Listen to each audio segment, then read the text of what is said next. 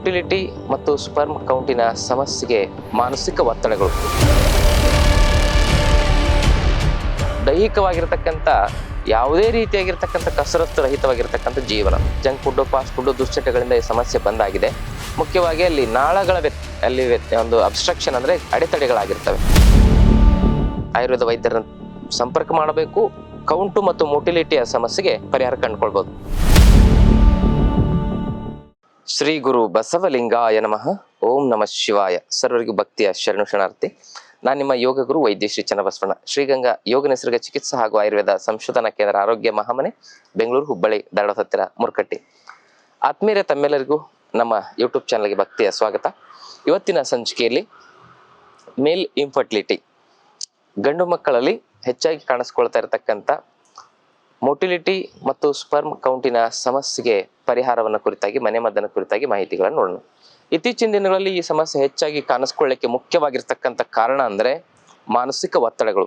ನಾವು ಆಲ್ಮೋಸ್ಟ್ ಬೆಂಗಳೂರಲ್ಲಿ ಈ ಸಾಫ್ಟ್ವೇರ್ ಕಂಪ್ನಿಗಳಲ್ಲಿ ಕೆಲಸ ಮಾಡತಕ್ಕಂಥವರಲ್ಲಿ ಇಂತಹ ಸಮಸ್ಯೆನ ಹೆಚ್ಚಾಗಿ ನೋಡ್ತಾ ಇದ್ದೇವೆ. ಪ್ರತಿ ತಿಂಗಳು ಒಂದು 8 ರಿಂದ 10 ಜನ ಅಂತೂ ಇಂಥ ಇನ್ಫರ್ಟಿಲಿಟಿ ಸಮಸ್ಯೆಗೆ ನಮ್ಮಲ್ಲಿ ಮೆಡಿಸಿನ್ಗಳನ್ನ ತೆಗೆದುಕೊಂಡು ಹೋಗ್ತಾ ಇದ್ದಾರೆ. ಅದಕ್ಕೆ ಮೂಲವಾಗಿರ್ತಕ್ಕಂಥ ಕಾರಣ ಸ್ಟ್ರೆಸ್ ಆಗಿರ್ಬೋದು, ಮತ್ತು ಅವರ ಸೆಡೆಂಟರಿ ಲೈಫ್ ಸ್ಟೈಲ್. ಅವರು ದೈಹಿಕವಾಗಿರ್ತಕ್ಕಂಥ ಯಾವುದೇ ರೀತಿಯಾಗಿರ್ತಕ್ಕಂಥ ಕಸರತ್ತು ರಹಿತವಾಗಿರ್ತಕ್ಕಂಥ ಜೀವನ, ಸುಮ್ಮನೆ ಮನೆಯಲ್ಲಿ ಕೂತ್ಕೊಳ್ಳೋದು, ಆಫೀಸಲ್ಲಿ ಕೂತ್ಕೊಳ್ಳೋದು, ಶಾರೀರಿಕ ಶ್ರಮ ಇಲ್ಲ. ಹೀಗೆ ಈ ಕಾರಣದಿಂದಾಗಿ ಇಂತಹ ಸಮಸ್ಯೆಗಳು ಹೆಚ್ಚಾಗಿ ಬರ್ತಾ ಇದ್ದಾವೆ. ರಾಸಾಯನಿಕ ಔಷಧಿಗಳ ಸೇವನೆಯೂ ಆಗಿರ್ಬೋದು. ಈ ಕೆಮಿಕಲ್ ಔಷಧಿಗಳ ಸೇವನೆ ಮಾಡೋದ್ರಿಂದ BP, ಶುಗರ್, ಥೈರಾಯ್ಡ್ ಇಂತಹ ಸಮಸ್ಯೆಗೆ ಲೈಫ್ ಟೈಮ್ ತೆಗೆದುಕೊಳ್ಬೇಕಾಗ್ತಲ್ಲ, ಆ ಸೈಡ್ ಎಫೆಕ್ಟ್ ಇಂದನೂ ಕೂಡ ಬರ್ತವೆ.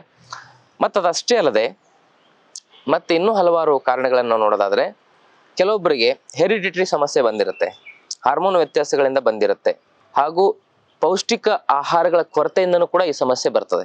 ಯಾವಾಗ ಆಹಾರ ಪರಿಪೂರ್ಣವಾಗಿ ನಮ್ಮ ಶರೀರದಲ್ಲಿ ರಸರಕ್ತ, ಮಾಂಸ, ಮೇದ, ಅಸ್ಥಿ, ಮಜ್ಜೆ, ಶುಕ್ರ ಈ ಸಪ್ತಧಾತುಗಳನ್ನು ಪೋಷಣೆ ಮಾಡ್ತಕ್ಕಂಥ ಶಕ್ತಿಯನ್ನ ಹೊಂದಿರೋದಿಲ್ವೋ, ಆವಾಗ ಏನಾಗುತ್ತೆ ಅಂತ ಹೇಳಿದ್ರೆ ಆ ಶುಕ್ರ ಧಾತುವಿನ ಬಲವರ್ಧನೆ ಆಗದೆ ಅದರಿಂದ ಇಂತಹ ಸಮಸ್ಯೆಗಳು ಬರ್ತವೆ. ಶುಕ್ರ ಅಂದ್ರೆ ಜೀವಶಕ್ತಿ, ಅದು ಸಪ್ತಧಾತುಗಳಲ್ಲಿ ಅಗ್ರಗಣ್ಯವಾಗಿರ್ತಕ್ಕಂಥ ಧಾತು. ಇರಲಿ, ಈಗ ಏನೋ ಈ ಎಲ್ಲ ಕಾರಣಗಳಿಂದ ಜಂಕ್ ಫುಡ್, ಫಾಸ್ಟ್ ಫುಡ್, ದುಶ್ಚಟಗಳಿಂದ ಈ ಸಮಸ್ಯೆ ಬಂದಾಗಿದೆ. ಮತ್ತೆ ತಡವಾಗಿ ಮಲಗೋದು, ತಡವಾಗಿ ಹೇಳೋದು ಕೂಡ ಮುಖ್ಯ ಕಾರಣ ಅಂತ ಹೇಳ್ಬೋದು. ಪದೇ ಪದೇ ಇದನ್ನ ಹೇಳ್ತೀರಾ ಅಂತ ಕೆಲವು ಜನ ಕಮೆಂಟ್ ಮಾಡ್ತಾ ಇರ್ತೀರಿ. ಒಂದೇ ಸುಳ್ಳನ್ನ 1000 ಸಲ ಹೇಳಿ ಅವರು ಕೆಟ್ಟದ್ದಕ್ಕೆ ಪ್ರೇರಣೆ ಮಾಡಲಿಕ್ಕೆ ಟಿವಿಗಳಲ್ಲಿ ಅಡ್ವರ್ಟೈಸ್ಮೆಂಟ್ ಕೊಡ್ತಾರೆ. ಒಂದೇ ಸತ್ಯವನ್ನ 1000 ಸಲ ಹೇಳಿ ನಿಮಗೆ ಸತ್ಯವನ್ನ ಒಪ್ಪಿಸ್ಬೇಕು, ನಿಮಗೆ ಸತ್ಯವನ್ನ ಅದನ್ನ ಅರ್ಪಿಸ್ಬೇಕು ಅನ್ನೋದು ನಮ್ಮ ಒಂದು ಕಾಳಜಿ ಅಷ್ಟೇ. ಯಾಕಂದ್ರೆ ಎಲ್ಲಾ ಕಾರಣಗಳಿಗೂ ಈ ಮೂಲ ಕಾರಣಗಳೇ ಮುಖ್ಯವಾಗಿರ್ತಕ್ಕಂಥ ಸಮಸ್ಯೆಗೆ ಮೂಲ ಕಾರಣ ಆಗಿರ್ತವೆ. ಅದಕ್ಕಾಗಿ ಇದನ್ನ ಪದೇ ಪದೇ ಹೇಳೋದ್ರಿಂದ ನಿಮಗೆ ಮನದಟ್ಟಾಗ್ಲಿ ಅನ್ನೋ ಉದ್ದೇಶ ಅಷ್ಟೇ. ಇರ್ಲಿ, ಈಗ ಮನೆ ಮದ್ದನ್ನು ನೋಡೋಣ. ಅಲ್ಲಿ ಮುಖ್ಯವಾಗಿ ಅಬ್ಸ್ಟ್ರಕ್ಟಿವ್ ಅಜೋಸ್ಪರ್ಮಿಯಾ, ನಾನ್ ಅಬ್ಸ್ಟ್ರಕ್ಟಿವ್ ಅಜೋಸ್ಪರ್ಮಿಯಾ ಅಂತ ಬರ್ತದೆ. ಅಬ್ಸ್ಟ್ರಕ್ಟಿವ್ ಅಜೋಸ್ಪರ್ಮಿಯಾದಲ್ಲಿ ಮುಖ್ಯವಾಗಿ ಅಲ್ಲಿ ನಾಳಗಳ ಅಲ್ಲಿ ಒಂದು ಅಬ್ಸ್ಟ್ರಕ್ಷನ್ ಅಂದ್ರೆ ಅಡೆತಡೆಗಳಾಗಿರ್ತವೆ. ಹೈಡ್ರೋಸಿಲ್ಲು, ವೆರಿಕೋಸಿಲ್ಲು ಆಗಿರ್ಬೋದು, ಆಮೇಲೆ ಪ್ರೋಸ್ಟೇಟ್ನಲ್ಲಿ ಇನ್ಫೆಕ್ಷನ್ಗಳಾಗಿರ್ಬೋದು, ಅಥವಾ ಸ್ಪರ್ಮ್ ಎಜಾಗ್ಯುಲೇಷನ್ ಮಾಡ್ತಕ್ಕಂಥ ನರಗಳಲ್ಲಿ ಏನಾಗಿರ್ಬೋದು ಸಮಸ್ಯೆ ಆಗಿರ್ಬೋದು. ಇಂಥವೆಲ್ಲ ಅಬ್ಸ್ಟ್ರಕ್ಷನ್ಸ್ ಇದ್ದಾಗ ಅದಕ್ಕೆ ಮೊದಲು ಪಂಚಕರ್ಮ ಚಿಕಿತ್ಸೆಯನ್ನು ತೆಗೆದುಕೊಂಡು ಆಮೇಲೆ ನರಗಳನ್ನು ಶುದ್ಧೀಕರಣ ಮಾಡ್ತಕ್ಕಂಥ, ಶ್ರೋತಸ್ಸುಗಳನ್ನ ಶುದ್ಧೀಕರಣ ಮಾಡ್ತಕ್ಕಂಥ ಔಷಧಿಗಳನ್ನ ತೆಗೆದುಕೊಳ್ಬೇಕಾಗ್ತದೆ. ಈಗ ಉದಾಹರಣೆಗೆ ಮನೆ ಮದ್ದಲ್ಲೇ ಸರಿ ಮಾಡ್ಕೊಳ್ಳೋ ಪ್ರಯತ್ನ ಮಾಡೋದಾದ್ರೆ ಪುನರ್ನವ ಅಂತ ಸಿಗುತ್ತೆ. ಆ ಪುನರ್ನವ 2 ಚಮಚ 2 ಲೋಟ ನೀರಲ್ಲಿ ಕುದಿಸಿ ಅರ್ಧ ಲೋಟ ಕಿಳಿಸಿ ಶೋಧಿಸಿ ಆ ಒಂದು ಕಷಾಯ ಕುಡಿಯೋದು. ಇದು ಎಲ್ಲ ಸ್ವೆಲ್ಲಿಂಗ್ಗಳನ್ನ ಮತ್ತೆ ಎಲ್ಲ ಒಂದು ಬ್ಲಾಕೇಜ್ಗಳನ್ನ ಸರಿ ಮಾಡ್ತಕ್ಕಂಥ ಶಕ್ತಿನ ಹೊಂದಿದೆ. ಹಾಗೇನೆ ಆ ಒಂದು ಸರ್ಕ್ಯುಲೇಷನ್ಗೂ ಕೂಡ ಇದು ಇಂಪಾರ್ಟೆಂಟ್ ಆಗಿ ಕೆಲಸ ಮಾಡುತ್ತೆ. ಅದ್ರ ಜೊತೆಗೆ ಸೆಲ್ಸ್ಗಳನ್ನ ರೆಜ್ಯುನೇಷನ್ ಮಾಡ್ತದೆ. ಪುನರ್ನವ ಅಂದ್ರೆ ಸೆಲ್ಸ್ಗಳನ್ನ, ಪುನರ್ನವ ಅಂದ್ರೆ ಹೊಸದಾಗಿ ಒಂದು ಎನರ್ಜಿಯನ್ನ ಅದರಲ್ಲಿ ತುಂಬತಕ್ಕಂಥ ಕೆಲಸವನ್ನ ಮಾಡ್ತದೆ, ಹೊಸದಾಗಿ ಕಾಣಿಸೋ ರೀತಿಯಲ್ಲಿ. ಅಂದ್ರೆ ಹಳೆಯ ಜೀವಕೋಶಗಳನ್ನು ಶಕ್ತಿ ತುಂಬುತ್ತದೆ, ಹೊಸ ಜೀವಕೋಶಗಳು ಮತ್ತೆ ಹುಟ್ಟಲಿಕ್ಕೆ ಇದು ಪೂರಕವಾಗಿ ಕೆಲಸ ಮಾಡ್ತದೆ. ಇದೊಂದಾಗಿ. ಇನ್ನು ಎರಡನೇದು ಗೋಕ್ಷೂರ. ಗೋಕ್ಷೂರ ಒಂದು 100 ಗ್ರಾಮು, 100 ಗ್ರಾಮು ಗರಿಕೆ ಹುಲ್ಲಿನ ಪುಡಿಯನ್ನ ಮಾಡಿ ಎರಡನ್ನು ಮಿಕ್ಸ್ ಮಾಡಿ ಒಂದು ಡಬ್ಬದಲ್ಲಿ ಹಾಕಿಟ್ಕೊಂಡು ಅದನ್ನ ಬೆಳಿಗ್ಗೆ ಸಂಜೆ 1 ಚಮಚ 2 ಲೋಟ ನೀರಲ್ಲಿ ಕುದಿಸಿ ಅರ್ಧ ಲೋಟ ಕಿಳಿಸಿ ಕುಡಿಯೋದು. ಇನ್ನು 3ನೇ ಮನೆ ಮದ್ದಾಗಿ ಒಂದು 100 ಗ್ರಾಮು ಅರ್ಜುನದ ಚಕ್ಕೆಯನ್ನ, ಅರ್ಜುನ ಚಕ್ಕೆ ಅಂತ ಸಿಗುತ್ತೆ, ಆನ್ಲೈನಲ್ಲಿ ಆರ್ಡರ್ ಮಾಡಿ ಅರ್ಜುನ ಚಾಲ್ ಅಂತ ಹೊಡೆದ್ರು ಬರ್ತದೆ, ಅದನ್ನ 100 ಗ್ರಾಮು, ಒಂದು 100 ಗ್ರಾಮು ಗರಿಕೆ, ಆಮೇಲೆ ಒಂದು 100 ಗ್ರಾಮ್ ಗೋಕ್ಷೂರ, ಆಮೇಲೆ ಒಂದು 100 ಗ್ರಾಮ್ ಅಮೃತ ಬಳ್ಳಿ. ಈ 4ನ್ನು 100 ಗ್ರಾಮ್ ಪುಡಿ ಮಾಡ್ಕೊಂಡು ಆ ಪುಡಿಯನ್ನು ಮಿಶ್ರಣ ಮಾಡಿ ಇಟ್ಕೊಳ್ಳಿ. ಅದನ್ನು ಕೂಡ ಒಂದು ಚಮಚ 2 ಲೋಟ ನೀರಲ್ಲಿ ಕುದಿಸಿ ಅರ್ಧ ಲೋಟ ಕಿಳಿಸಿ ಕುಡಿಯೋದ್ರಿಂದ ಈ ವೆರಿಕೋಸಿಲ್ಲು, ಈ ಹೈಡ್ರೋಸಿಲ್ ಅಂತಕ್ಕಂಥ ಸಮಸ್ಯೆಗಳು ಏನೋ ಅಬ್ಸ್ಟ್ರಕ್ಷನ್ ಆಗಿದ್ರೆ ಯೂರಿನರಿ ಟ್ರ್ಯಾಕ್ ಅಲ್ಲಿ UTI ಸಮಸ್ಯೆಗಳಿದ್ರೆ ಅದನ್ನ ಗುಣ ಮಾಡ್ಲಿಕ್ಕೆ ಇದು ಹೆಲ್ಪ್ ಮಾಡುತ್ತೆ. ಇದಾಯ್ತು. ಇನ್ನು ನಾನ್ ಅಬ್ಸ್ಟ್ರಕ್ಟಿವ್ ಅಜೋಸ್ಪರ್ಮಿಯಾದಲ್ಲಿ ತುಂಬಾ ಕೌಂಟ್ ಎಲ್ಲ ನಿಲ್ಲಾಗಿರ್ತದೆ, 0 ಆಗಿರ್ತದೆ. ಅಂಥವ್ರು ಏನ್ ಮಾಡ್ಬೇಕಂತ ಹೇಳಿದ್ರೆ ಕಂಪಲ್ಸರಿ ಪಂಚಕರ್ಮ ಚಿಕಿತ್ಸೆ ಅಂತ ತೆಗೆದುಕೊಳ್ಬೇಕು. ಉತ್ತರ ಬಸ್ತಿ ಅಂತ ಬರ್ತದೆ, ಅದನ್ನ ಸರಿಯಾದ ಒಂದು ನುರಿತ ಪರಿಣಿತ ಆಯುರ್ವೇದ ವೈದ್ಯರ ಹತ್ರ ಉತ್ತರ ಬಸ್ತಿನ ತೆಗೆದುಕೊಳ್ಬೇಕು. ಯಾಕಂದ್ರೆ ಅದು ಸ್ವಲ್ಪ ಕಾಂಪ್ಲಿಕೇಶನ್ ಇರ್ತದೆ. ಅದನ್ನ ತೆಗೆದುಕೊಳ್ಳೋದು, ಸರಿಯಾಗಿ ಪತ್ತೆ ಮಾಡಿ ಯೋಗ ಮಾಡಿದ್ರೆ ನಾನ್ ಅಬ್ಸ್ಟ್ರಕ್ಟಿವ್ ಅಜೋಸ್ಪರ್ಮಿಯಾ ಅಂದ್ರೆ 0 ಕೌಂಟ್ ಇರ್ತದೆ, ಮೊಟಿಲಿಟಿ ಅಲ್ಲ, ಅಂಥವ್ರು ಕೂಡ 100ಕ್ಕೆ ಒಂದು 60-70% ಜನರು ಅದನ್ನ ಸರಿಪಡಿಸ್ಕೋಬಹುದು. ಇಲ್ಲಾಂದ್ರೆ ಅದನ್ನೇನ್ ಮಾಡ್ತಾರೆ, ಒಂದು ಪಿಸ್ಸಾ ಥೆರಪಿ ಅಂತ ಮಾಡ್ತಾರೆ. ಪಿಸ್ಸಾ ಅಂದ್ರೆ ಡೈರೆಕ್ಟ್ ಆಗಿ ಟೆಸ್ಟಿಕಲ್ ಇಂದಾನೇ ಕೌಂಟ್ ಇದು ಸ್ಪರ್ಮ್ ತೆಗಿತಕ್ಕಂತ ಕೆಲಸವನ್ನ ಮಾಡ್ತದೆ. ಅಲ್ಲಿ ಏನಾದ್ರು ಸ್ವಲ್ಪ ಹೆಚ್ಚು ಕಮ್ಮಿ ಆಯ್ತು ಅಂದ್ರೆ ಪ್ರಾಣಕ್ಕೆ ಅಪಾಯ ಆಗುವ ಚಾನ್ಸಸ್ಗಳು ಇರ್ತವೆ. ಅದಕ್ಕೆ ಆ ದೊಡ್ಡ ಸರ್ಜರಿ ರಿಸ್ಕ್ ತಗೊಳ್ಳೋದಕ್ಕಿಂತ ಮೊದಲು ಇದನ್ನ ನೀವು ಮಾಡೋದು ತುಂಬಾ ಉತ್ತಮ ಅಂತ ನನ್ನ ಒಂದು ಅಭಿಪ್ರಾಯ.